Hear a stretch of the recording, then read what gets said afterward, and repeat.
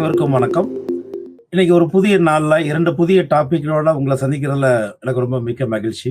இன்னைக்கு நாம எத பத்தி பேசப் போறோம் அப்படின்னா, new reproductive technology and kinship. தமிழ்ல அப்படியே சொல்லப்போனா, புதிய இனப்பெருக்க தொழில்நுட்பம் மற்றும் உறவுமுறை. நம்ம யூனிட் 12ல நம்ம பார்க்க போறது திருமணம் மற்றும் இடம்பெயர்வு. Marriage and migration. இது எல்லாத்தையும் பத்தி பேசுறதுக்கு முன்னாடி நாம ஒரு சின்ன ரீகேப் அப்படிங்கிற ஒரு விஷயத்த நம்ம முடிச்சுட்டு, அதுக்கப்புறம் நம்ம பார்க்கலாம். மேரேஜ், ஃபேமிலி அப்படிங்கிற 2 விஷயத்த நாம ரீகால் பண்ணிக்கிட்டோம் அப்படின்னா, நாம இந்த விஷயங்கள நம்ம ரொம்ப டீட்டெயில்டாவோ, இல்ல ரொம்ப டெப்த்தாவோ நம்ம புரிஞ்சுக்க முடியும். மேரேஜ் அப்படிங்கிறது என்ன? திருமணம் என்பது சமூகம் அங்கீகரித்த ஒரு வழிமுறை. அது எதற்கான ஒரு வழிமுறையா நம்ம பார்க்கிறோம்? ஒரு மனிதன் தன்னுடைய பாலியல் தேவைகளை நிறைவேற்றிக் கொள்ளவும், அதன் மூலமாக தனக்கு சந்ததியினரை உருவாக்கிக் கொள்வதற்கும் சமூகம் ஏற்படுத்தி இருக்கின்ற ஒரு உறவுமுறை. அப்படின்னா, இப்ப நம்ம பார்த்தோம் அப்படின்னா, marriage is an institution through which an individual can have or can satisfy the sexual thirst and hence have their progeny. So அவங்களுடைய செக்சுவல் தேவை நிறைவேற்றிக் கொள்வதற்கும், தங்களுக்கு தேவையான சந்ததிகளை உருவாக்கிக் கொள்வதற்கும் என்ன அப்படின்னா, சமூகம் தொடர்ந்து இயங்கணும் அப்படின்னா, ஏற்கனவே சமூகத்தால நிறுவனமயமாக்கப்பட்ட அனைத்து செயல்களும் தொடர்ந்து நடைபெறணும். அனைத்து செயல்களும் தொடர்ந்து நடைபெறணும் அப்படின்னா என்ன? மேரேஜ் இருந்துகிட்டே இருக்கணும். அதன் மூலமா ஃபேமிலி எஸ்டாப்ளிஷ் ஆகிக்கிட்டே இருக்கணும். ஃபேமிலி எஸ்டாப்ளிஷ் ஆகிறது மூலமா புது புது உறுப்பினர்கள் சமூகத்துக்கு ஆட் ஆகிக்கிட்டே இருக்கணும். ஸோ சமூகம் தொடர்ந்து இயங்கணும் அப்படின்னா, இல்லைன்னா சமூகம் தொடர்ந்து இந்த உலகத்துல இருக்கணும் அப்படின்னா, new members has to B added. புது உறுப்பினர்கள் சேர்க்கப்பட்டு கொண்டே இருக்கணும். புது உறுப்பினர்கள் சேர்க்கப்பட்டு கொண்டே இருக்கணும் அப்படின்னா, எப்படி சேர்க்கப்படணும் அப்படிங்கிறதுக்கான பதிலா தான் நம்ம சமூகம், திருமணம் மற்றும் குடும்பம் அப்படிங்கிற 2 சமூக நிறுவனங்களை இங்க ஏற்படுத்தி இருக்குது. ஸோ திருமணம் மற்றும் குடும்பம் அப்படிங்கிற சமூக நிறுவனங்கள் ஏற்படும் பொழுதே, எஸ்டாப்ளிஷ் ஆகும் பொழுதே, உறவுமுறை அப்படிங்கிற 3வது சமூக நிறுவனமும் இங்க அதனுடைய அசோசியேட்டட் சோசியல் இன்ஸ்டிடியூஷனா, அதனுடைய தொடர்புடைய ஒரு சமூக நிறுவனமா இங்க எஸ்டாப்ளிஷ் ஆக ஆரம்பிச்சிருது. சமூகத்துல தலை தோக ஆரம்பிச்சிருது.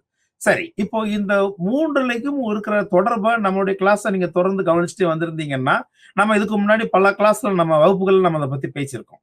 திருமணம், குடும்பம், உறவுமுறை, இந்த 3க்கும் இடையில உள்ள அந்த இன்டர் ரிலேஷன்ஷிப் எப்படி ஒண்ணு சப்ளிமெண்ட் பண்ணுது, எப்படி ஒண்ணு ஃபெசிலிட்டேட் பண்ணுது அப்படிங்கிற அந்த ஒரு ட்ரையாங்கிள் ரிலேஷன்ஷிப், முக்கோண ரிலேஷன்ஷிப்பை நம்ம பார்த்துருக்கோம்.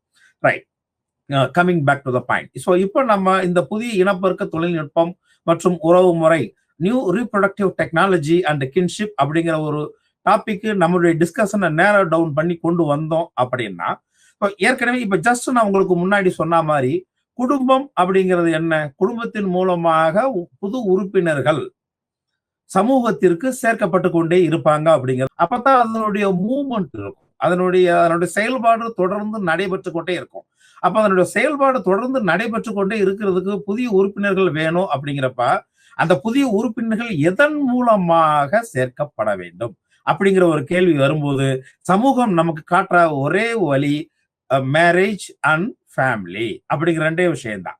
இப்போ அந்த புதிய இனப்பெருக்க தொழில்நுட்பம் அப்படிங்கிறது எப்படி அந்த ஃபேமிலி அண்ட் மேரேஜ் இந்த 2 இன்ஸ்டிடியூஷனுக்கும் கிட்டத்தட்ட சவால் விடுது அப்படின்னு நம்ம சொல்லலாம்.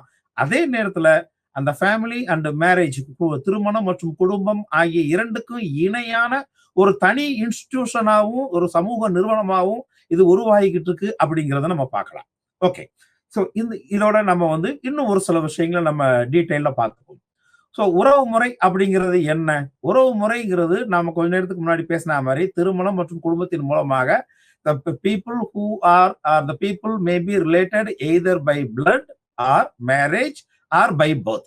ஸோ திருமணம் மற்றும் ரத்த சம்பந்தமான உறவு முறையின் மூலமாகவோ அல்லது இரு உறவின் மூலமாகவோ ஒருவரோடு ஒருவர் தொடர்பில் இருத்தல், ஒருவரோடு இன்டராக்ஷன் பண்றது, ஊடாட்டம் இருக்கிறது, இதுதான் நம்ம உறவு முறைன்னு சொல்றோம். ஸோ தாய்மை அப்படிங்கிறது என்ன?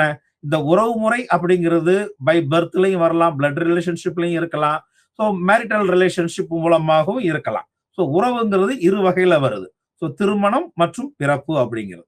ஸோ தாய்மை அப்படிங்கிற விஷயத்தை எப்படி நாம அச்சீவ் பண்ண, ஸோ சமூகத்தால் கட்டமைக்கப்பட்ட ஒரு கருத்தை நாம எப்படி அச்சீவ் பண்ண முடியும் அப்படின்னு பார்த்தோம்னா, திருமணம் அப்படிங்கிற ஒரு விஷயத்தின் மூலமாகத்தான். சோ அந்த தாய்மை அப்படிங்கிறது ஒரு குடும்பத்தில் இருக்கும்போதுதான் ஒரு முழுமையான ஒரு சமூகத்தால் ஏற்றுக்கொள்ளப்பட்ட ஒரு கருத்தாளுமையா இருக்குது அப்படிங்கிறது நம்ம எல்லாருக்குமே தெரியும். அதே மாதிரி பர்சன்ஹுட், ஆளுமை, ஒரு தனி மனிதனுடைய ஆளுமை அப்படிங்கும் பார்க்கும்போது, ஒண்ணு அவர் தந்தை அப்படிங்கிற ஒரு ஸ்தானத்தை அடையணும், இல்லைன்னா தாய் அப்படிங்கிற ஒரு ஸ்தானத்தை அடையணும். இந்த ரெண்டுல ஏதாவது ஒரு ஸ்தானத்தை, ஆணா இருந்தா தந்தை, பெண்ணா இருந்தா தாய் அப்படிங்கிற ஸ்தானத்தை அடையும் போது, ரெண்டு பேரும் சேரும்போது பெற்றோர் அப்படிங்கிற ஒரு ஸ்தானத்தை, ஒரு ஸ்டேட்டஸை அடையும் போது, அந்த பர்சன்ஹுட் அப்படிங்கிற ஒரு நிலைய, சமூக எதிர்பார்ப்ப ஒரு தனி மனிதன் இங்க நிறைவேற்றக்கூடிய சூழ்நிலைக்கு ஆளாவான், இல்ல நிறைவேற்றப்பட்டவனா மாறுவான்னு சொல்லலாம். சோ இப்ப இந்த ரெண்டுமே சேர்ந்ததுதான் அந்த பேரண்ட்ஹுட் அப்படிங்கிறது. இந்த பேரண்ட்ஹுட் அப்படிங்கிறது, அந்த பெற்றோர்த்துவம் அப்படிங்கிறது, அதை அச்சீவ் பண்றதுக்கு, அப்படிங்கிற ஒரு ஸ்டேட்டஸ் அச்சீவ் பண்றதுக்கு நம்ம சமூகத்துல மட்டும் இல்ல, பெரும்பாலான சமூகங்கள்ல திருமணம் மற்றும் திருமணத்தின் மூலமாக ஒரு குடும்பத்தை நிர்வகிப்பது இல்லைன்னா ஏற்படுத்துவது அப்படிங்கிறது இன்றியமையாத விஷயமா இருக்குது. ஏன் திருமணம் மூலமாக ஒரு குடும்பம் ஏற்படுத்தப்பட வேண்டும், எஸ்டாப்ளிஷ் பண்ணப்பட வேண்டும்?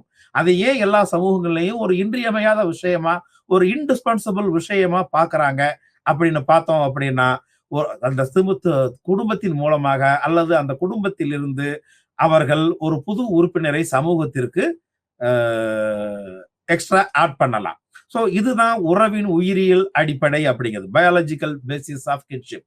நீங்க ஃபேமிலி அப்படிங்கிற ஒரு விஷயத்தை நீங்க படிக்கும்போது, ஒரு விஷயத்தை நீங்க ரெண்டு டைப் ஆஃப் ஃபேமிலி பார்த்துருந்துருக்கலாம், நீங்க கேள்விப்பட்டிருக்க வாய்ப்பு இருக்குது. Family of procreation, family of orientation அப்படிங்கிறது.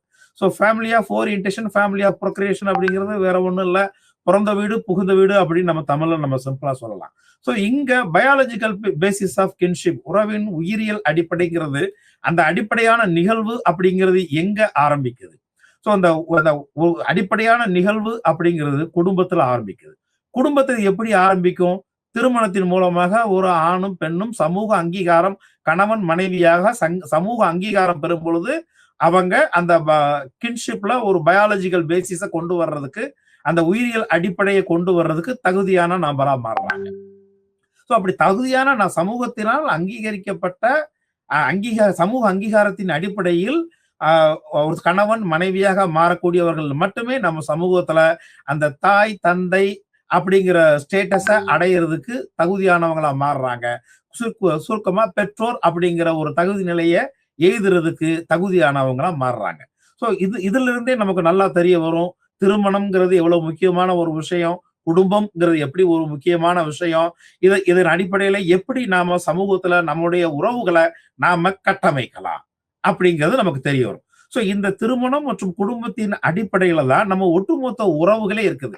அது தாய் வழி உறவினரா இருக்கட்டும், இல்லைன்னா தந்தை வழி உறவினரா இருக்கட்டும். இதே இது மனைவி வழி உறவினராகவும் சொல்லலாம், இல்லைன்னா கணவன் வழி உறவினராகவும் சொல்லலாம். இது எல்லாமே அந்த சமூகத்துல அவங்க எப்படி ஒருத்தருக்கு ஒருத்தர் பிணைஞ்சு ஒருங்கிணைஞ்சு இருக்கிறாங்க அப்படிங்கறதன் அடிப்படையில தான் இங்க உருவாகுது. அதுதான் நம்ம சோசியல் பேசிஸ் ஆஃப் கின்ஷிப் அப்படின்னு நம்ம சொல்றது. உறவினுடைய சமூக அடிப்படை அப்படின்னு நம்ம பார்த்தோம்னா, ஒண்ணு பிறப்பு, இல்லைன்னா திருமணம். இந்த இரண்டும் சேர்ந்தது. இந்த இரண்டின் அடிப்படையில தான் நம்ம சமூகத்துல ஒருத்தருக்கு ஒருத்தர் அந்த உறவு முறை பாராட்டுறது அப்படிங்கிறத நாம அச்சீவ் பண்ண முடியும், இல்ல அந்த உறவு முறையை நாம காண முடியும். ஓகே, இங்க நியூ ரீப்ரொடக்டிவ் டெக்னாலஜி அப்படிங்கிறதுக்கும் ஃபேமிலி, குடும்பம், கின்ஷிப் அப்படிங்கிற ஒரு 3 இன்ஸ்டிடியூஷன் இங்க ஒன்னா சேருது.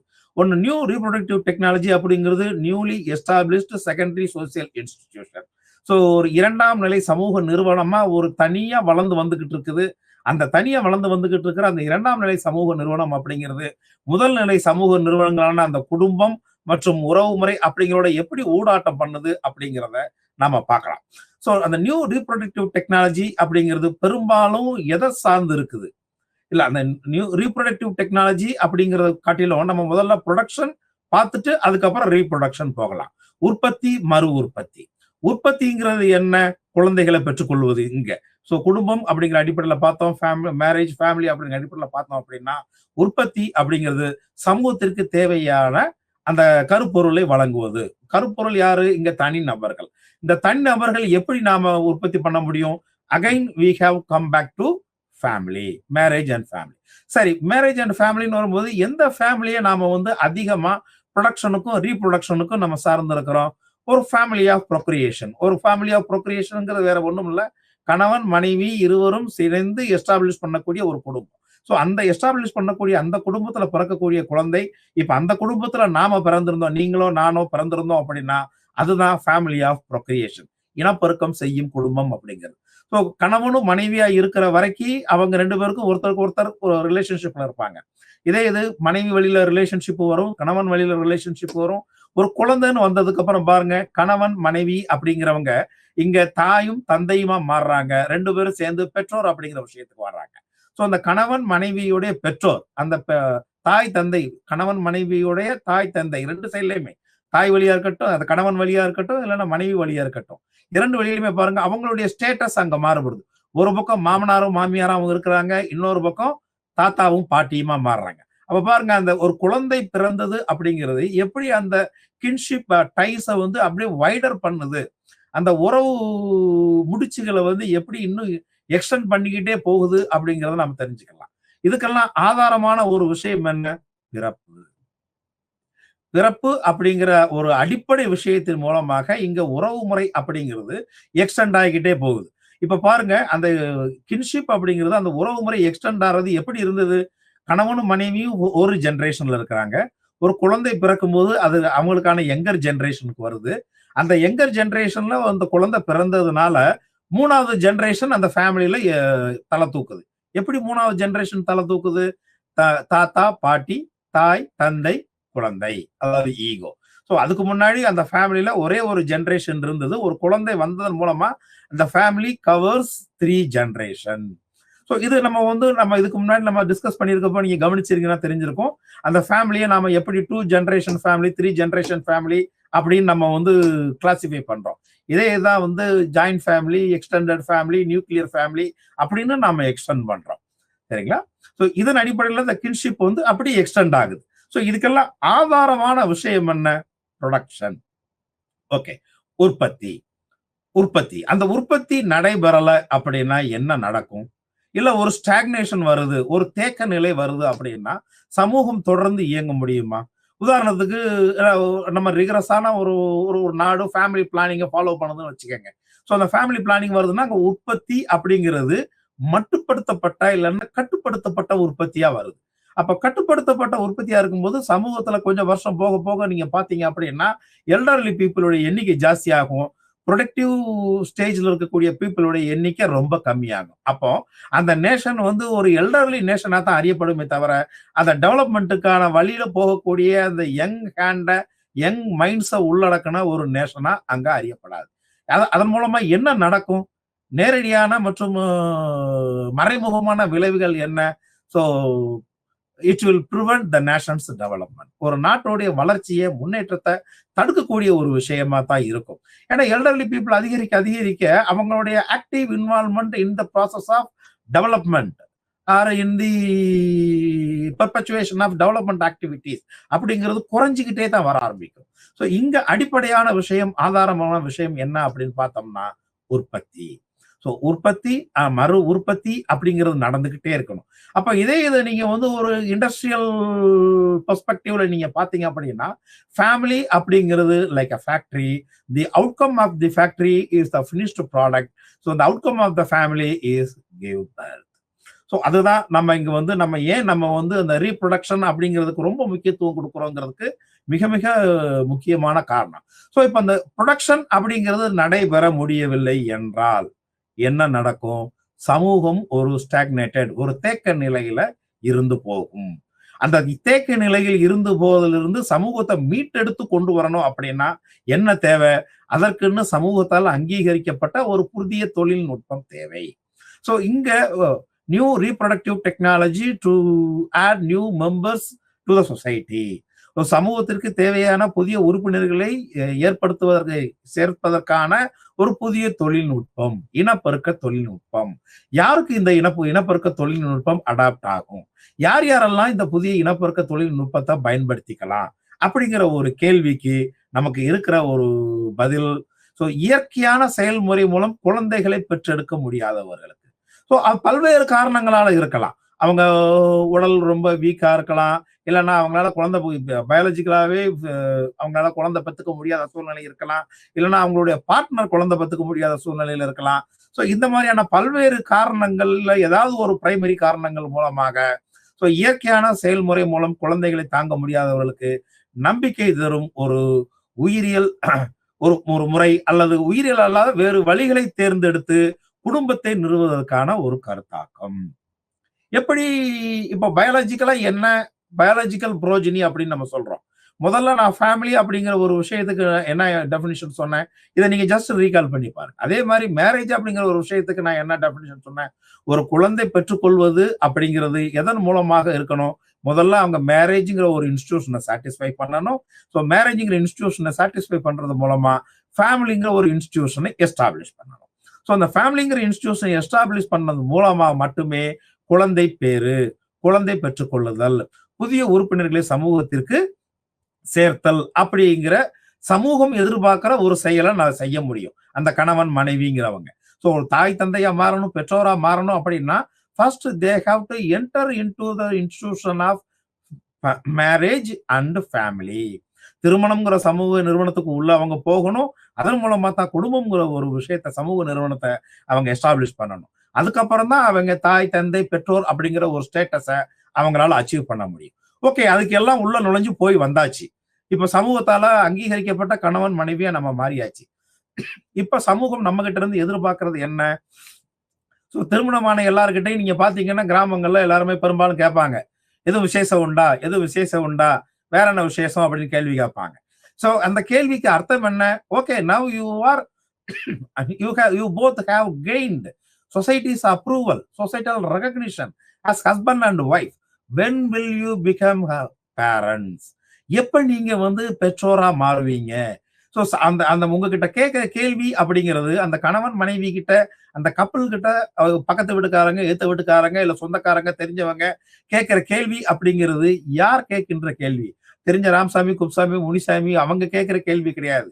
சமூகம் அந்த கப்பல் கிட்ட என்ன எதிர்பார்க்குதோ அந்த கேள்வியைத்தான் அந்த ராமசாமி, குப்சாமி, முனிசாமி எல்லாருமே ரெப்ரசன்ட் பண்றாங்க. So the individual, the question raised by individual represent the question of the society. சமூகம் என்ன கேட்க நினைக்குதோ அது அந்த தனிநபர்கள் மூலமாக கேட்டுக்கொள்கிறது. ஸோ தனிநபர்கள் மூலமாக கேட்டுக்கொள்வது மூலம் அதற்கு தேவையான பதிலை பெற்றுக்கொள்கிறது. எப்படி பெற்றுக்கொள்கிறது? சில பேர் வரும், எல்லாம் கடவுள் செயல் வரும்னு நினைச்சிட்டு இருப்பாங்க. சில பேர் இல்ல ஒரு 2 வருஷம் கழிச்சு குழந்தை பெற்றுக்கலாம்னு இருக்காங்க. சில பேர் என்ன காரணம் சொல்லுவாங்க, வீட்டுல தங்கச்சிமார் 2 பேர் கல்யாணம் முடியாம இருக்கிறாங்க, அவங்களுக்கு எல்லாம் முடிச்சுட்டு குழந்தை பெற்றுக்கலாம்னு இருக்கேன்னு சொல்லுவாங்க. சில பேர் என்ன படிச்சுக்கிட்டு இருக்கிறேன், படிப்பு முடிய விட்டு குழந்தை பெற்றுக்கலாம்னு இருக்காங்க. இன்னொருத்தர் என்ன சொல்லுவாங்க, நிறைய நான் பெர்மனண்டா எங்கேயும் செட்டில் ஆகல, so after my settlement I will go for my progeny. நான் நல்லா செட்டில் ஆனதுக்கு அப்புறம் குழந்தைய பார்த்துக்கலாம், இல்லைன்னா அங்கேயும் இங்கேயும் அலையிறது ரொம்ப கஷ்டமா இருக்கும். இதெல்லாம் ஒவ்வொரு வகையான ரீசன். ஏன் அப்படின்னா சமூகத்திற்கு நீங்க இன்னும் செய்யக்கூடிய வேலையை நீங்க செஞ்சு கொடுக்கக்கூடிய வேலையை நீங்க செய்யல, அது டிலே ஆகிக்கிட்டே இருக்குது. எப்படி நீங்க கொடுப்பீங்க அப்படிங்கிறதா சமூகம் அங்க கேட்குது. அதற்கு ஒரு பொறுப்பான பதில் அந்த கப்பல் சொல்லிட்டாங்கன்னா ஓகே ரைட். இது எல்லாம் இதெல்லாம் டெம்பரரி ரீசன்ஸ். ஒரு 1 or 2 or 3 இயர்ஸுக்குள்ள இதெல்லாம் சாட்டிஸ்ஃபை ஆகக்கூடிய விஷயம். பட் அவங்களால முடியாத சூழ்நிலையில் குழந்தையே பெற்றுக்கொள்ள முடியாது, இயற்கையான முறையில் குழந்தை பெற்றுக்கொள்ள முடியாது அப்படின்னா so what is the replacement?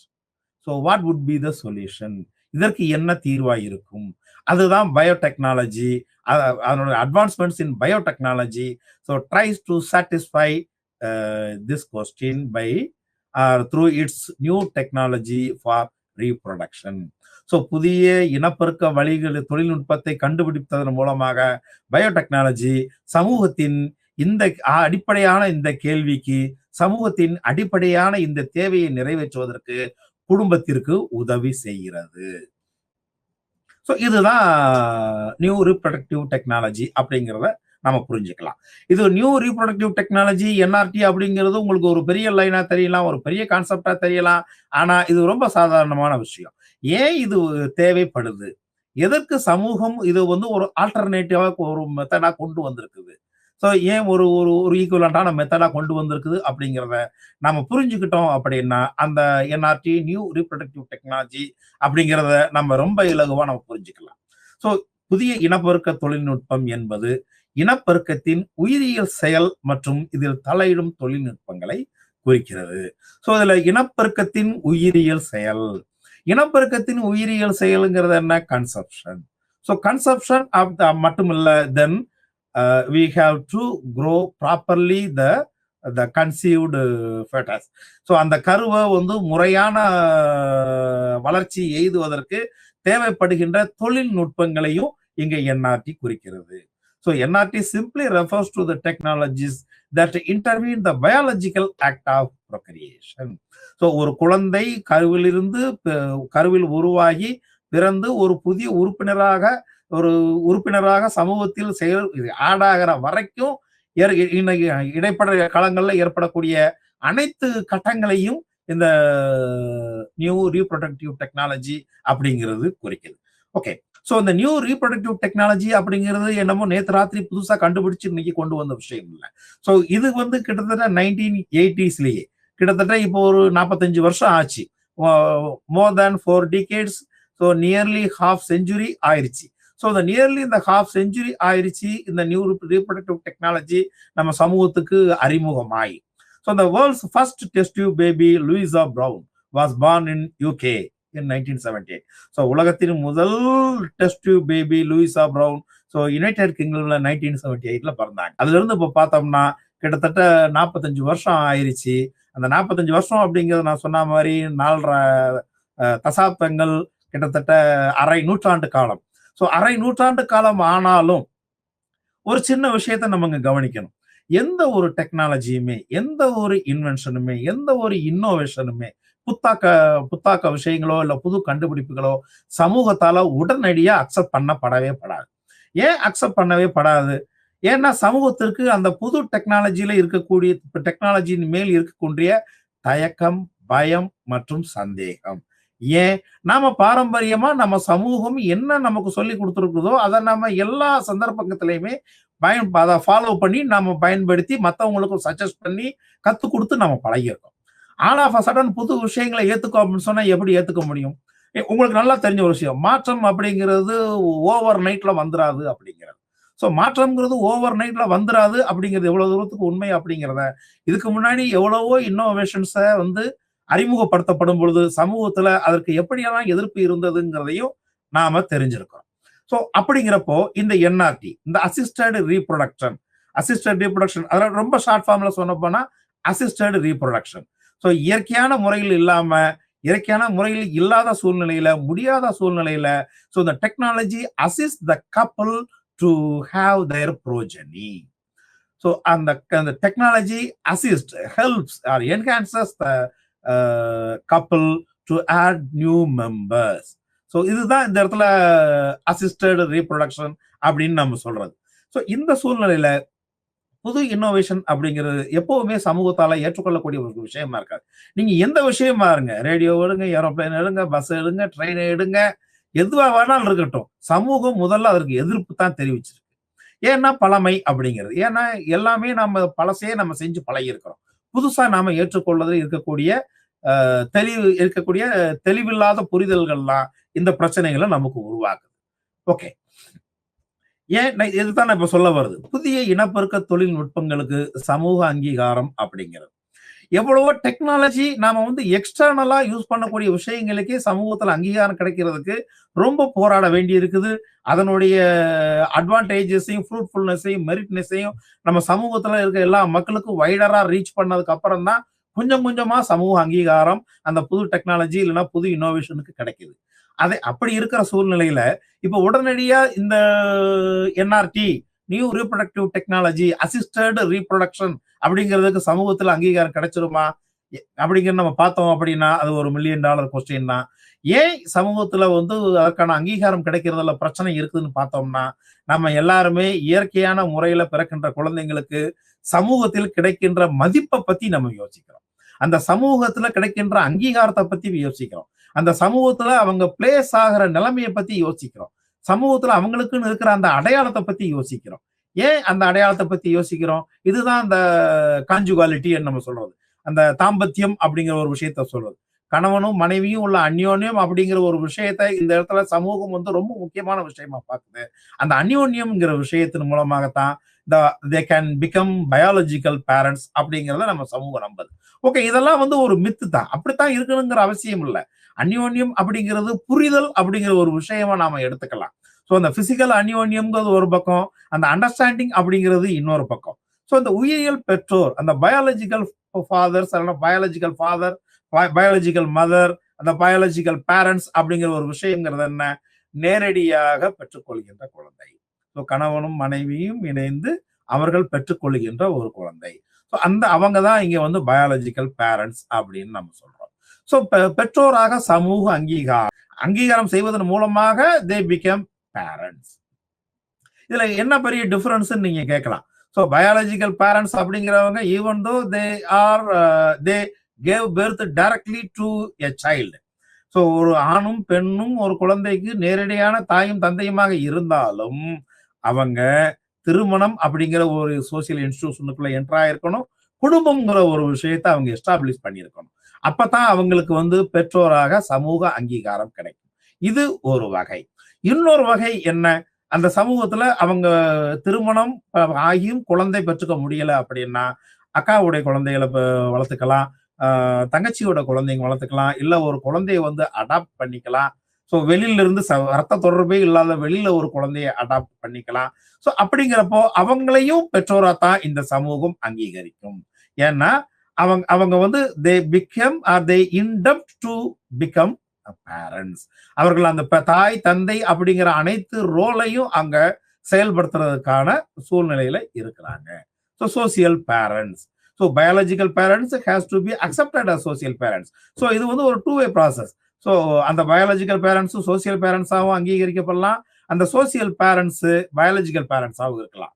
So இதை நம்ம அப்படி அந்த வழியிலையும் நம்ம போய் நோக்கலாம், இல்லை இந்த வழியிலையும் நம்ம போய் நோக்கலாம். ஸோ இந்த வழியின் மூலமாக சமூகத்தால் அங்கீகரிக்கப்படுகின்ற குழந்தைகள் தான் முறையான குழந்தைகள் அப்படிங்கிற ஒரு எண்ணம் நம்ம சமூகத்துல எப்பவுமே மேலோங்கி இருக்குது. அதுதான் அந்த legitimate child or legitimate children அப்படின்னு சொல்றது. ஸோ பெற்றோராக சமூக அங்கீகாரம் கிடைக்கும் பொழுதுதான் அவங்கள பெற்றோரை அங்கீகரிச்சா தானே இங்க குழந்தைங்க வந்து ஒரு முறையான அங்கீகாரம் வந்து சமூகத்துல குழந்தைங்களுக்கு கிடைக்கும். அப்படி முறையான அங்கீகாரம் குழந்தைங்களுக்கு கிடைக்கல அப்படின்னா ஒண்ணு காரணம் அவங்க முறையான வழியில வந்தவங்களா அப்படிங்கிற ஒரு கேள்வி இங்க இருக்கும். ஸோ முறையான வழி அப்படிங்கிறது என்ன, அவங்க வந்து அந்த பயாலஜிக்கல் பேரண்ட்ஸா ஆனவங்க திருமணம் மற்றும் குடும்பம்ங்கிற உறவு முறையின் மூலமாக இந்த குழந்தை பெற்றெடுத்துக் கொண்டார்களா இல்லையா அப்படிங்கிற ஒரு விஷயம்தான். அதை பொறுத்து தான் அவங்களுக்கு பெற்றோரா சமூக அங்கீகாரம் கிடைக்கிறதும் கிடைக்காம போறதும் அப்படிங்கிற விஷயமே. ஓகே. ஸோ இப்போ நாம ஒரு குழந்தை ப்ரொடக்ஷன் ரீப்ரொடக்ஷன் அப்படிங்கிறதுக்கான அடிப்படையான சமூக கட்டமைப்புகள் என்ன, அந்த சமூகம் அந்த தனி மனிதன் ஒரு ஆண் பெண் கிட்ட இருந்து என்ன எதிர்பார்க்குது, என்ன மாதிரியான சூழ்நிலையில தே கேன் பி பேரண்ட்ஸ், அவங்க எப்படி பேரண்ட்ஸா மாறலாம் அப்படிங்கிற எல்லா விஷயங்களையும் நாம இப்ப நம்ம பார்த்திருக்கிறோம். ஓகே. ஸோ இப்போ என்ஆர்டி நியூ ரீப்ரொடக்டிவ் டெக்னாலஜியோடைய கிளாசிபிகேஷன் அப்படின்னு நம்ம பார்த்தோம்னா NRT so can be classified under 3 broader categories. So NRT ஒரு 3 முக்கிய வகைகளாக பிரிக்கப்பட்டிருக்கிறது. ஒன்று மேனேஜரியல் டெக்னாலஜிஸ், அது மேலாண்மை தொழில்நுட்பங்கள் அப்படின்னு நம்ம சொல்றோம். ரெண்டாவது கான்ட்ராசெப்டிவ் டெக்னாலஜிஸ், கருத்தடை தொழில்நுட்பங்கள் அப்படின்னு சொல்றது. மூன்றாவது கரு தொழில்நுட்பங்கள் கன்செப்டிவ் டெக்னாலஜிஸ். உங்களுக்கு அந்த மேனேஜரியல், கான்ட்ராசெப்டிவ், கன்செப்டிவ் இந்த 3 விஷயங்களுமே உங்களுக்கு ஒவ்வொரு விதமான அண்டர்ஸ்டாண்டிங்கும் உண்டு பண்ணும். இதான் ஒரு மென்டல் ஸ்கீமாவை உங்களுக்கு இம்மிடியேட்டா பில்ட் பண்றது. மேனேஜரியல், கான்ட்ராசெப்டிவ், கான்செப்டிவ் அப்படிங்கிற விஷயங்கள் இப்ப நாம ஒண்ணா நம்ம பார்க்கலாம்.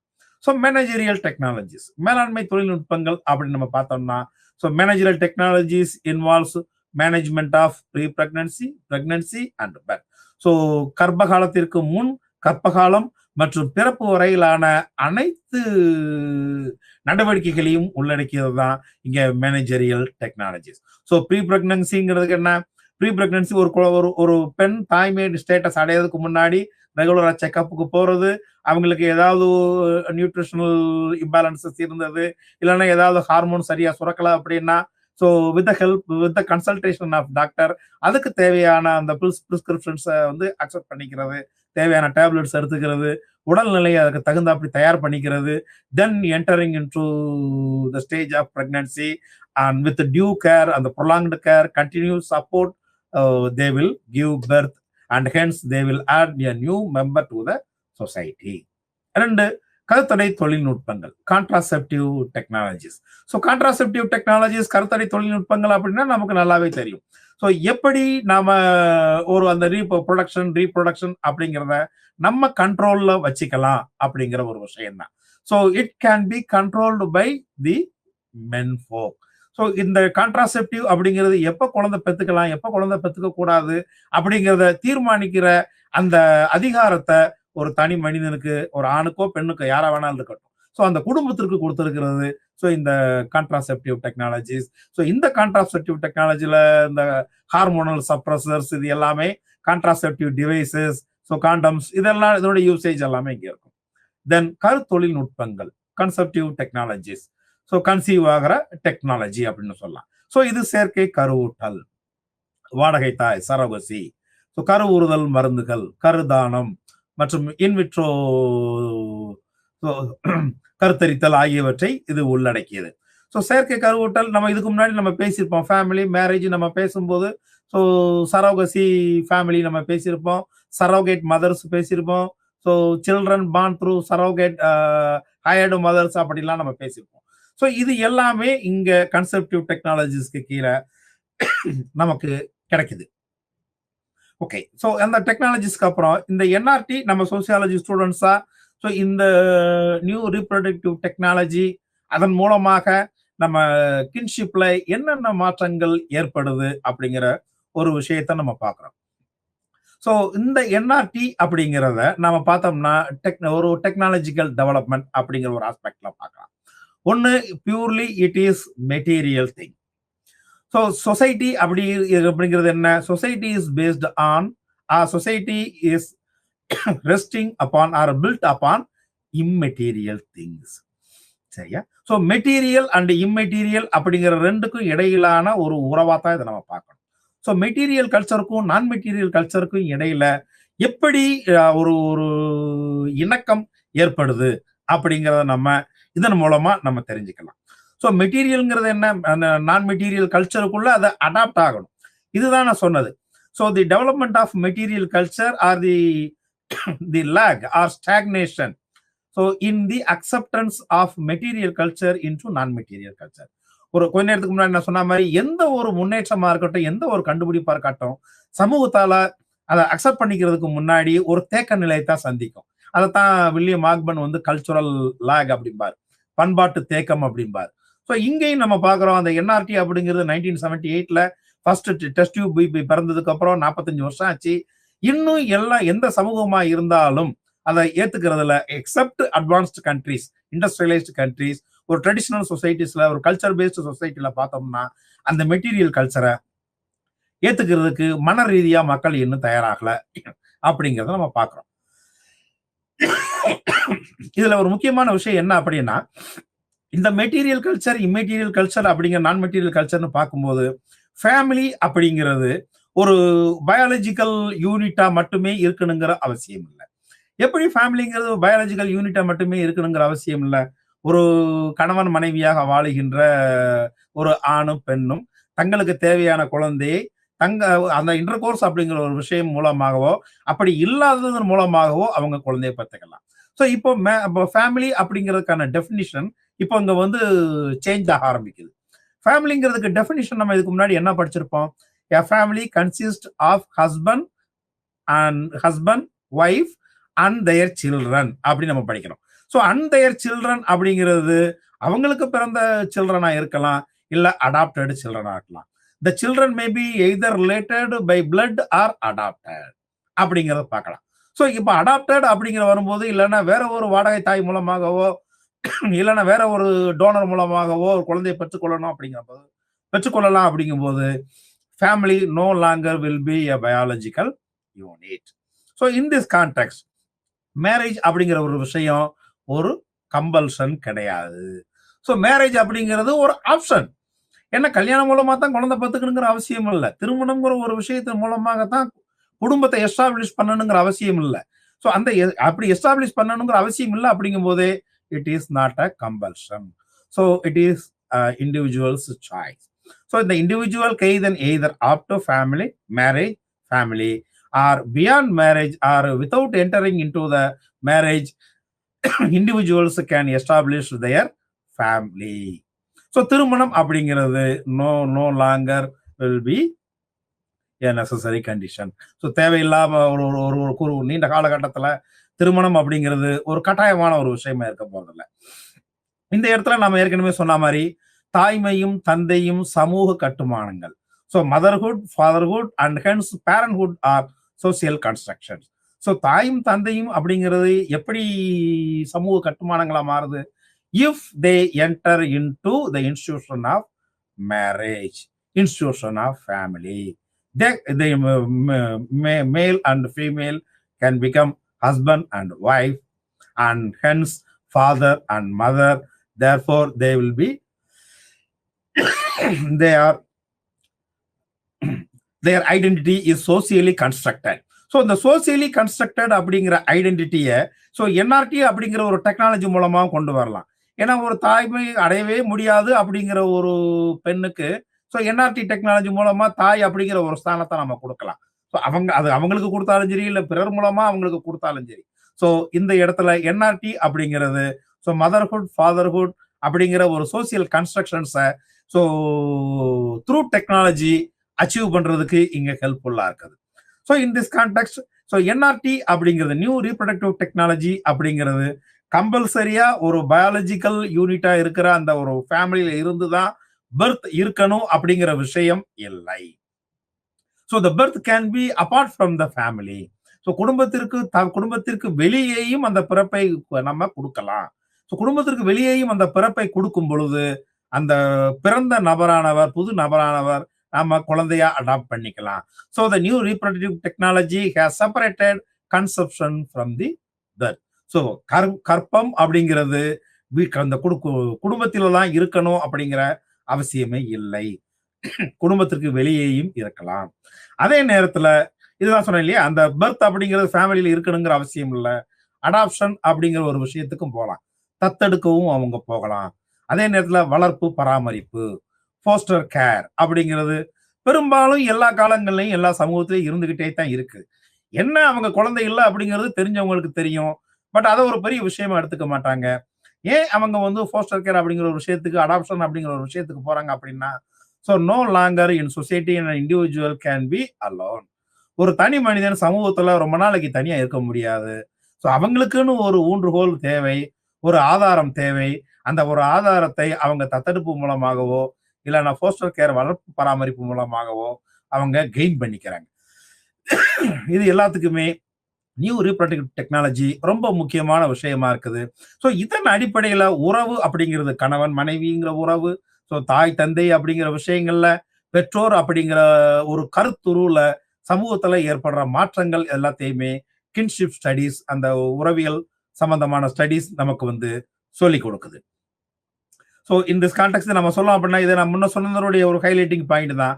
ஸோ இப்போ என்ஆர்டி அப்படிங்கிறது ப்ரொடக்ஷன் அண்ட் ரீப்ரொடக்ஷன்ங்கிற விஷயங்களை ஒரு தனிப்பட்ட நபருடைய உரிமையா வச்சிருக்க வேண்டிய வாய்ப்பில்லை.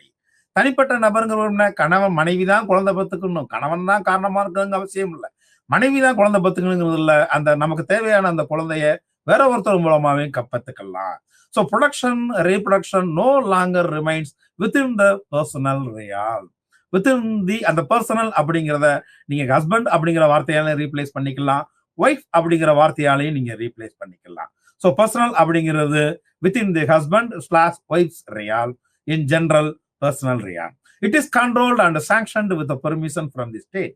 ஸோ அரசாங்கத்தினுடைய அனுமதியின் மூலமாகவும், மெடிக்கல் அத்தாரிட்டிஸுடைய சப்போர்ட் மூலமாகவும், சட்டப்பூர்வமான அனுமதியின் மூலமாகவும் அந்த ப்ரொடக்ஷன், ரீப்ரொடக்ஷன் அப்படிங்கிறது இங்க நியூ ரீப்ரொடக்டிவ் டெக்னாலஜி மூலமா இங்க நமக்கு நடக்க ஆரம்பிக்குது. ஸோ இதேதான் இனப்பெருக்கம் என்பது இனி தனிப்பட்ட நபரின் எல்லைக்குள் இருக்காது, தனிப்பட்ட நபரின் தனி உரிமையாக இருக்காது. அது மாநில மற்றும் மருத்துவ மற்றும் சட்டத்தின் உதவியுடன் அனுமதிக்கப்படுகிறது மற்றும் கட்டுப்படுத்தப்படுகிறது.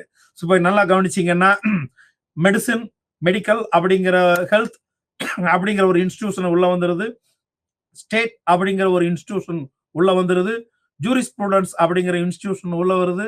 நீங்க நல்லா கவனிங்க, எத்தனை செகண்டரி இன்ஸ்டிடியூஷன்ஸ் இங்க இன்டர்வியூன் ஆகுதுங்கிறது இங்க நம்ம இதன் மூலமா தெரிஞ்சுக்கலாம். ஸோ ரீப்ரொடக்ஷன் அப்படிங்கிற ஒரு தனி செகண்டரி இன்ஸ்டிடியூஷனை எஸ்டாப்ளிஷ் ஆகிறது மூலமா நிறைய சோசியல் இன்ஸ்டிடியூஷன்ஸ் இங்க இன்டர்வீன் ஆகிறது.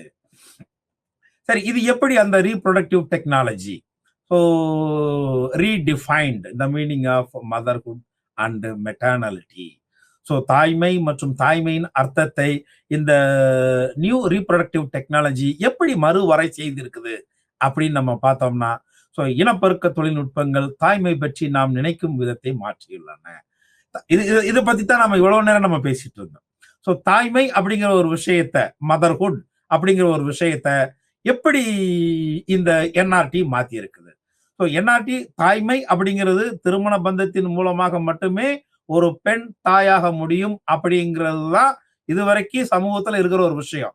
But in case if in any unexpected circumstances, so எதிர்பாராத விதமா துரதிருஷ்டவதமா அந்த பெண்ணால தாய் அப்படிங்கிற ஒரு ஸ்தானத்தை அடைய முடியல அப்படின்னா, ஸோ அவங்க இறக்குற வரைக்கும் அதே மாதிரி ஸ்தானத்திலேயே இருக்கணுமா?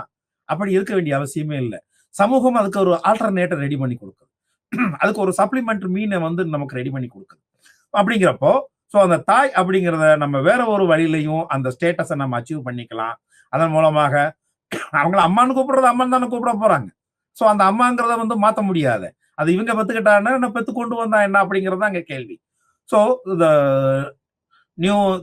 such new reproductive technologies has changed the idea of motherhood. ஏன்னா எதுக்கு நாம இதை பத்தி பேசுறோம் அப்படின்னா, தாய்மை அப்படிங்கிற ஒரு விஷயம் so culturally established, it has its cultural identity. So தாய் அப்படிங்கிற ஒரு ஸ்தானத்தை அடைஞ்சா மட்டும்தான் அந்த ஃபேமிலிங்கிறது அதனுடைய அப்ஜெக்டிவா ஃபுல்ஃபில் பண்ணுது அப்படின்னு அர்த்தம். அதனுடைய நோக்கத்தை ஃபுல்ஃபில் பண்ணுதுன்னு அர்த்தம். அப்படி ஃபுல்ஃபில் பண்ணல அப்படின்னா so it remain as incomplete. ஒரு முடிவு பெறாத, ஒரு முற்று பெறாத ஒரு அமைப்பா தான் இருந்துகிட்டு இருக்கும். ஸோ அப்படிங்கிறப்போ இந்த தாய்மை மதர்ஹுட் அப்படிங்கிறது பெரும்பாலும் ஒரு நியூக்ளியர் ஃபேமிலியை அடிப்படையாக கொண்டது. நியூக்ளியர் ஃபேமிலி அடிப்படையாக கொண்டது அப்படின்னா எப்படி நம்ம சொல்லலாம்? கணவன் மனைவி 2 பேரும் சேர்ந்தது அவ்வளவுதானே ஒரு நியூக்ளியர் ஃபேமிலி. கணவன் மனைவி 2 பேர் தானே அது பேசிக் யூனிட்ஸ். அவங்களுக்கு குழந்தை பிறந்தது அப்படின்னா அவ்வளவுதான், அது that become nuclear family. Husband and wife with their unmarried children. So அந்த நியூக்ளியர் ஃபேமிலி அப்படிங்கிறது அடிப்படையாக கொண்டதுதான் இங்க மதர்ஹுட் அப்படிங்கிற ஒரு விஷயம். ஸோ இந்த நியூ ரீப்ரொடக்டிவ் டெக்னாலஜிஸ் இந்த மதர்ஹுட் அப்படிங்கிறத பியாண்ட் ஃபேமிலி, பியாண்ட் மேரேஜ் அப்படிங்கிற ஒரு இதுக்கு இழுத்துட்டு வந்திருக்கிறது மூலமா ஸோ அந்த சோசியல் ரெகக்னிஷன் அப்படிங்கிறத அச்சீவ் பண்றதுக்கு சட்டப்பூர்வமா அங்கீகாரம் இருக்குது. இன்னைக்கு நம்ம நாட்டில் குழந்தை பெற்றுக்கொள்ள முடியாத பெண்கள் இல்லைன்னா பெற்றோர்கள் தங்களுக்கு தேவையான குழந்தையை சட்டப்பூர்வமாக அனுமதிக்கப்பட்ட வழிகளின் மூலமாக பெற்றுக்கொள்வதற்கான அனுமதி இருக்கிறது.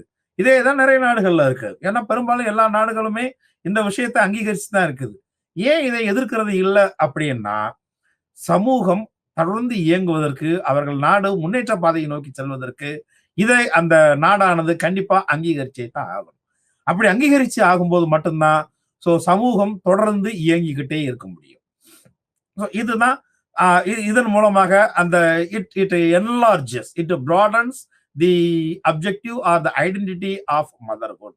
ஸோ ஒரு பரந்த அளவிலான சாத்தியங்களை உள்ளடக்கி இருக்குது. எப்படி பரந்த அளவிலான சாத்தியங்களை அது உள்ளடக்கி இருக்குது? ஸோ அந்த நாம ஏற்கனவே முதல்ல பேசின மாதிரி ஸோ குடும்பம் அப்படிங்கிற ஒரு விஷயத்தை இது சாட்டிஸ்ஃபை பண்ணுது, உறவு முறை அப்படிங்கிற விஷயத்தை இது சாட்டிஸ்ஃபை பண்ணுது, சமூகத்திற்கு தேவையான புது உறுப்பினரை இது கொடுக்குது. புது உறுப்பினரை கொடுக்கதன் மூலமாக சமூகம் முன்னேற்றத்தை நோக்கி நடைபெறுவதற்கான தொடர்ந்து இயங்குவதற்கான சாத்தியக்கூறுகளையும் தொடர்ந்து இது வந்து மேலும் மேலும் அதிகரிச்சு கொண்டே போகுது. ஸோ இதன் அடிப்படையில் ஸோ இனி எளிய உயிரியல் உரிமைகள், இந்த பயாலஜிக்கல் கிளைம்ஸ் நம்ம சொல்றோம் இல்லையா? பயாலஜிக்கல் கிளைம்ஸ் என்ன? குடும்பம் அந்த கணவன் மனைவி மட்டுமே குழந்தைகளை பெற்றுக்கொள்ள வேண்டும் அப்படிங்கிற அந்த biological claims, husband and wife can only have their progeny அப்படிங்கிற ஒரு விஷயத்த நாம சார்ந்திருக்க வேண்டிய அவசியம் இல்லை. அப்படி ஒரு விஷயத்த நாம சார்ந்திருக்க வேண்டிய அவசியம் இல்லை அப்படின்னு வரும்போதே நியூக்ளியர் ஃபேமிலி அப்படிங்கிற ஒரு தனி அந்த கரு குடும்ப அமைப்பை நாம சார்ந்திருக்க வேண்டிய அவசியமும் இல்லை. ஸோ இது எல்லாமே வந்து அந்த என்ஆர்டி அப்படிங்கிற நியூ ரீப்ரொடக்டிவ் டெக்னாலஜி சமூகத்தில் ஏற்படுத்துகின்ற ரொம்ப முக்கியமான விஷயங்கள். சரி, ஸோ இப்போ ஒரு சமூகவியல் மாணவனா என்ஆர்டி அப்படிங்கிற ஒரு டெக்னாலஜி, நியூ ரீப்ரொடக்டிவ் டெக்னாலஜி அப்படிங்கிறத பார்த்தோம். அந்த நியூ ரீப்ரொடக்டிவ் டெக்னாலஜி சமூகத்துல என்ன மாதிரியான தாக்கத்தை உண்டு பண்ணியிருக்குது? இல்லன்னா அது சமூகவியலா படிக்கிறதுக்கு என்ன மாதிரியான ஒரு சூழ்நிலையை நமக்கு ஏற்படுத்தி குடுக்கிறது? இல்ல சமூகத்திற்கு அது என்ன மாதிரியான முக்கியத்துவத்தை ஏற்படுத்துது? அப்படிங்கிறத நம்ம பார்த்தோம்னா, so NRT has a improved the technology and subsidised the patriarchy. So தொழில்நுட்பம் அப்படிங்கிற ஒரு விஷயம் என்னங்கிறது என்ன அப்படின்னா, அந்த மெட்டீரியல் திங்ஸ் அப்படிங்கிற விஷயம் நான் மெட்டீரியல் கல்ச்சருக்குள்ள கொஞ்சம் கொஞ்சமா இன்ட்ரூட் பண்ண ஆரம்பிக்குது. ஸோ அந்த அந்த டெக்னாலஜி அப்படிங்கிறது நம்முடைய வாழ்க்கையில ஒரு இன்றியமையாத விஷயமா மாற ஆரம்பிக்குது.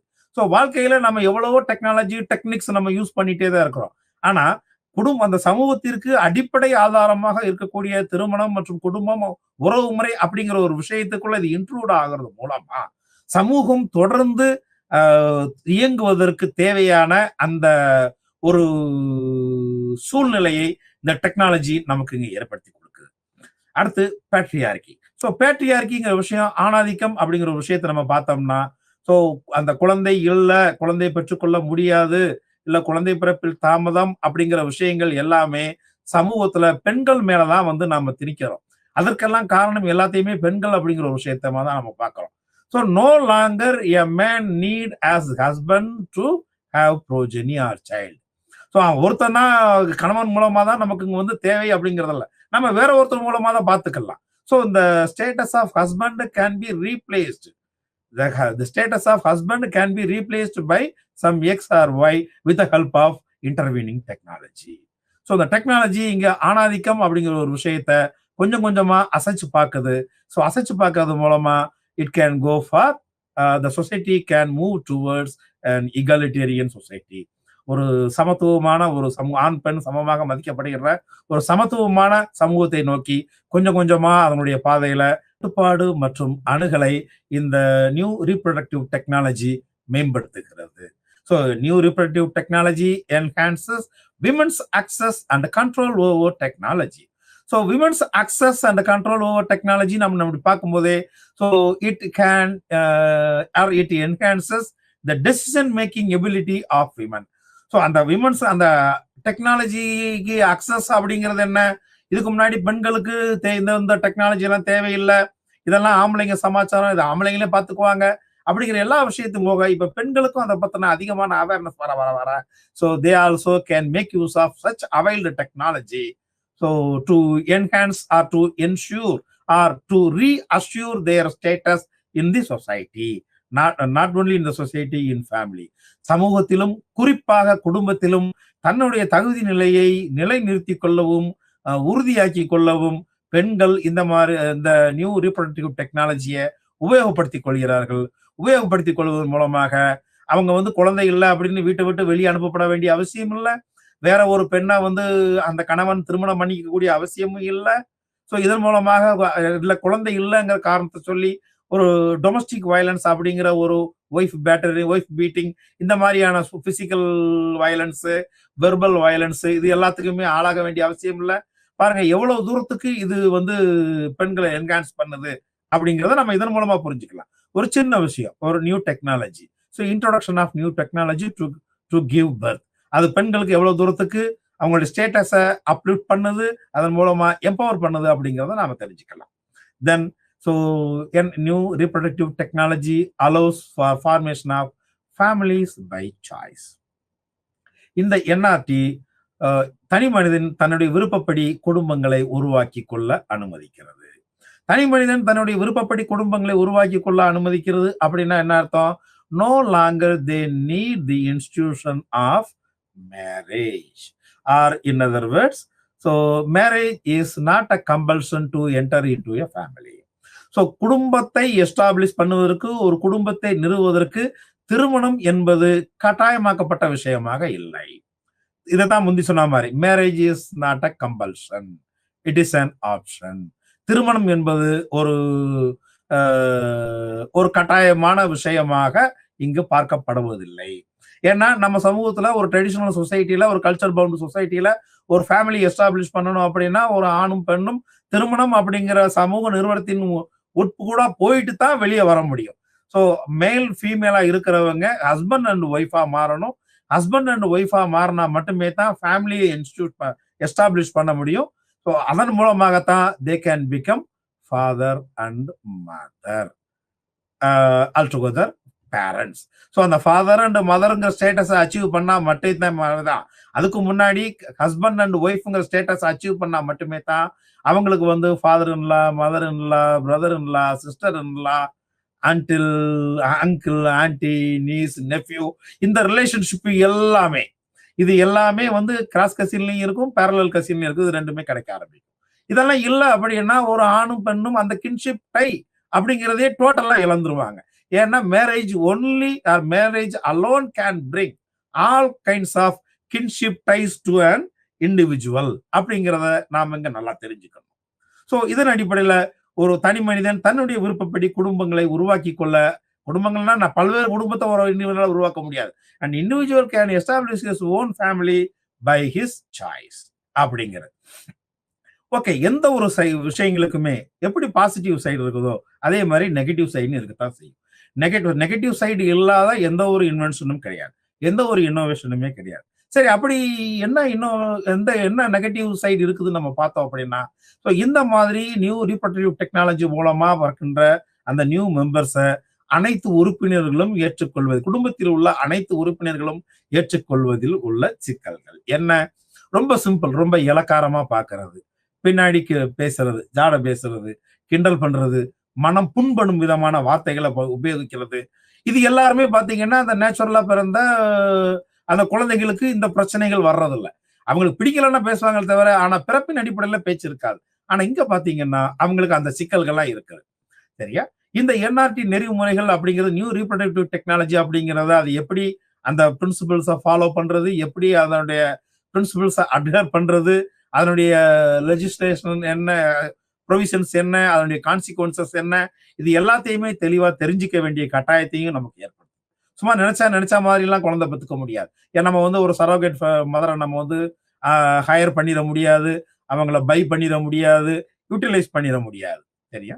ஸோ இதன் காரணமாக என்ன நடக்குது? So human body here become a commodity for sale. So மனித உடல் என்பது ஒரு விற்பனைக்கு தகுதியான ஒரு பொருளாக மாற்றப்படுகிறது. இதுதான் ஒரு கேபிட்டலிஸ்டுடைய மாடல் அப்படின்னு சொல்றது. ஸோ முதலாளித்துவம் என்ன பண்ணுது? முதலாளித்துவம் தன்னுடைய லாபத்திற்காக எதை வேணாலும் சந்தைப்படுத்தக்கூடிய திறமை உடையது. அந்த திறமை இங்க மனித உடலையும் சந்தைப்படுத்துவதன் மூலமாக ஸோ தனக்கு தேவையான லாபத்தை ஏற்படுத்திக் கொள்கிறது. இதன் மூலம் அந்த ஃபெர்டிலிட்டி இண்டஸ்ட்ரி அப்படிங்கிறது ரொம்ப செழித்து வளர ஆரம்பிக்கிறது. ஸோ ஃபெர்டிலிட்டி இண்டஸ்ட்ரிங்கிறது இன்னைக்கு வந்து இண்டஸ்ட்ரியலைஸ்டு கண்ட்ரீஸ்ல ஒரு மிகப்பெரிய விஷயங்கள். அதே மாதிரி நீங்க தமிழ்நாட்டிலையும் பாத்தீங்கன்னா நிறைய ஹாஸ்பிட்டல்ஸ் இதே மாதிரி ஃபெர்டிலிட்டி கேர் கொடுக்குற விஷயங்கள் எல்லாமே இருக்குது. ஸோ உங்ககிட்ட குழந்தை இல்லையா, எங்கிட்ட வாங்க, நாங்க ஏற்படுத்தி தர்றோம் அப்படிங்கிறது. ஸோ அந்த செயற்கை முறைகள் அப்படிங்கிற விஷயங்களை எவ்வளவு தூரத்துக்கு உள்ள கொண்டு வர்றாங்க அப்படிங்கிறது. அதே மாதிரி எக், ஸ்பெர்ம், யூட்டரி மற்றும் எம்ப்ரையோ மற்ற இந்த மாதிரியான விஷயங்கள் எல்லாத்தையுமே so the individual can buy, the individual can sell or the individual can hire அப்படிங்கிறத தான் இந்த என்ஆர்டி அப்படிங்கிற ஒரு விஷயம் கொண்டு வந்திருக்குது அப்படிங்கிறதான் அதனுடைய நெகட்டிவ் இம்பாக்ட். ஸோ இதெல்லாம் வச்சுட்டு நம்ம இன்னும் திருமணம் மற்றும் இடம்பெயர்வு அப்படிங்கிற ஒரு விஷயத்த நம்ம அழகு 12ல நம்மளுடைய விவாதத்தினுடைய 2வது பகுதியா நம்ம பார்க்க போறோம். ஸோ திருமணம் அப்படிங்கிறத பத்தி நம்ம ஏற்கனவே நிறைய நம்ம பேசியிருக்கிறோம். எப்பப்பெல்லாம் சந்தர்ப்பம் கிடைக்குதோ அப்ப எல்லாத்தையுமே நம்ம திருமணம் அப்படிங்கிற ஒரு விஷயத்தை பத்தி பேசியிருக்கிறோம். இடப்பெயர்வு, மைக்ரேஷன் அப்படிங்கிறது என்ன? Migration is nothing but the individuals movement from one place to another place. தனி மனிதன் தன்னுடைய தேவைக்காக ஒரு இடத்திலிருந்து இன்னொரு இடத்திற்கு இடம்பெயர்ந்து செல்வது. இதுதான் இங்க மைக்ரேஷன், நம்ம இடப்பெயர்வு அப்படிங்கிற சொல்லலாம். இந்த இடப்பெயர்வு எதன் அடிப்படையில் இருக்கலாம்? ஒண்ணு திருமணத்திற்காக இருக்கலாம், இல்ல குடும்பத்தை எஸ்டாப்ளிஷ் பண்றதுக்காக இருக்கலாம். இங்க நமக்கு கொடுக்கப்பட்டிருக்கிற விஷயம் என்ன? திருமணம் மற்றும் இடப்பெயர்வு. ஸோ அந்த திருமணம் மற்றும் இடப்பெயர்வு அப்படிங்கிறது எதன் அடிப்படையில் இருக்கலாம்? அந்த திருமண இடப்பெயர்வுக்கான காரணிகள் அப்படிங்கிற விஷயத்த நம்ம பார்த்தோம்னா எண்டோகமி. ஸோ எண்டோகமி அப்படிங்கிற விஷயம் நமக்கு தெரியும். ஸோ ஒரு குழுவிற்கு உள்ளதான் பெண் எடுக்கணும் அப்படிங்கிறது. எக்ஸோகமி அப்படிங்கிற விஷயம் நமக்கு தெரியும். என்ன அப்படின்னா தன் குழுவிற்கு வெளியே எடுக்கணும். எண்டோகமி அப்படிங்கிற விஷயத்துக்கு எதை நம்ம உதாரணமா சொல்லலாம்? ஒரு காஸ்ட் அப்படிங்கிற ஒரு விஷயத்த சொல்லலாம். தன்னுடைய ஜாதிக்குள்ளேயே பெண் எடுக்கிறது. எக்ஸோகமிங்கிறது என்ன? தன்னுடைய குலத்திற்கு வெளியே எடுக்கிறது. தன்னுடைய குலம்ங்கிறது என்ன? அந்த கோத்திரம். தன்னுடைய ஒரே தாய் வழியில, தந்தை வழியில வர்றவங்க எல்லாருமே எப்படி தந்தை வழியில வர்றவங்க எல்லாருமே பிரதர்ஸ் சிஸ்டரா ட்ரீட் பண்ணப்படுவாங்க. அப்போ அந்த குலத்திற்கு வெளியே எடுக்கணும் அப்படிங்கிறது ஒண்ணு. ஸோ அந்த திருமணம்ங்கிறது தன்னுடைய குலத்திற்கு உள்ள நடக்கிறது, போறது ஒண்ணு இருக்குது. தன்னுடைய குலத்திற்கு வெளியே எடுக்கிறதும் இருக்குது. அடுத்து மேரேஜ் டேக்கிங் பிளேஸ், திருமணம் நடைபெறும் இடம். ஸோ மேரேஜ் டேக்கிங் பிளேஸ்ங்கிற காரணமாக திருமணம் நடைபெறும் இடத்திற்கு மக்கள் இடம்பெயர்தல் ஒரு காரணமா இருக்குது. அதே நேரத்தில் பேட்ரிலோக்கல் ரெசிடென்ஸ், பேட்ரியார்கல் ரெசிடென்ஸ், மேட்ரிலோக்கல் ரெசிடென்ஸ், தந்தை வழி குடியிருப்பு, ஆணாதிக்க குடும்பம், தாய் வழி குடும்பம், தாய் ஆதிக்க குடும்பம், இது எல்லாத்தின் அடிப்படையிலையும் என்ன பார்த்தோம்னா, ஒண்ணு பொண்ணு சில நேரங்களில் பார்த்தீங்கன்னா கல்யாணம் பொண்ணு வீட்டில் முடிச்சு கொடுப்பாங்க, இல்ல மாப்பிள்ளை வீட்டில் வச்சு நடக்கும். ஸோ மாப்பிள்ளை வீட்டில் வச்சு நடந்ததுன்னா பொண்ணு வீட்டுக்காரங்க எல்லாம் அங்க போறது, பொண்ணு வீட்டில் நடந்ததுன்னா மாப்பிள்ளை வீட்டுக்காரங்க எல்லாம் இங்க வர்றது. ஸோ இது எல்லாமே வந்து திருமண இடம்பெயர்விற்கான முக்கியமான காரணங்கள். அதே நேரத்தில் cross region marriages. Cross region marriages என்ன? இப்போ ஓன் சவுத்துன்னு பாத்துக்கோங்க, நார்த்னு பாத்துக்கோங்க, கொங்கு ரீஜன். ஸோ இந்த மாதிரி ரீஜன் அப்படிங்கிற ஒரு விஷயங்கள். இந்த ரீஜன்ங்கிற விஷயத்தை நம்ம பார்க்கும்போது நமக்கு என்ன பிரச்சனை வரும் அப்படின்னா, அவங்களுக்குள்ள அந்த பேசுற விதங்கள் மாறுபடும், அவங்களுடைய அந்த பண்பாட்டு பழக்க வழக்கங்கள் மாறுபடும், அவங்களுடைய அந்த ஹேபிச்சுவல்ஸ் கொஞ்சம் மாறுபட ஆரம்பிக்கும். ஸோ அதெல்லாம் கொஞ்சம் அட்ஜஸ்ட் பண்றதுல அந்த கப்புள்ஸுக்கு பிரச்சனை இருக்கும். அதே நேரத்தில் கிராஸ் கண்ட்ரி மேரேஜஸ், இது அந்த அந்த லாங்குவேஜ், சிட்டிசன்ஷிப், இது எல்லா பிரச்சனையுமே இங்க கிராஸ் கண்ட்ரி மேரேஜஸ் நடக்கும்.